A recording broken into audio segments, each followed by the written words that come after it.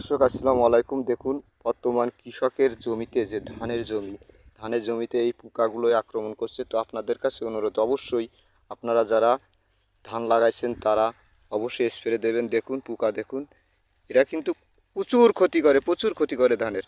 এত সুন্দর ধান যদি এখন নষ্ট হয়ে যায় দর্শক, তাহলে কিন্তু আপনার কৃষক আমরা যারা আছি আমাদের কিন্তু গলায় ছুরি। দেখুন কি পোকা, আরে আল্লাহ, এই পোকাই ধানের বাইল নষ্ট করে দেয়, ধানের এই বাইল নষ্ট করে দেয়।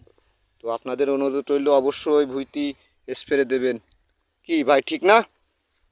কথা বলেন। হ্যাঁ হ্যাঁ ঠিক। হ্যাঁ, তো ভাই বলছে ঠিক। দড়া পোকা লাগছে। হ্যাঁ, দেখেন দেখেন কি বলছে ভাই, বলেন একটু বলেন।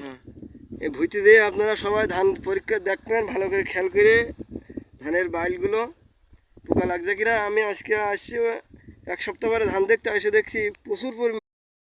আসসালামু আলাইকুম। এই মাটি সবচেয়ে খাঁটি, মরলে যাবে সাথে, বাঁচলেও থাকবে দেহে মিশে। কারণ আপনি যে তৈরি একটি মানুষ, আল্লাহ তৈরি করেছে নিজ হাত দিয়ে মাটি থেকে। আর আমরা কত অহংকার করি ভাই, মরলে কি হবে একবারও কি ভেবে দেখি? মাটির দেহ মাটির হবে। তো কেন বলছি, এই যে সৌন্দর্য প্রাকৃতিক দৃশ্য দেখছেন আপনারা, কৃষি জমি, মাটি দিয়ে সব কিছু কিন্তু তৈরি, আবার এই মাটিতে মিশে যাবে। কেন এত অহংকার মানুষ, কেন এত অর্থের বড়াই? সবাইকে তো চলে যেতে হবে ভাই। ভালো লাগলে অবশ্যই একটি কমেন্ট করে যাবেন এবং আপনার মূল্যবান পরিচয়টি দিয়ে যাবেন।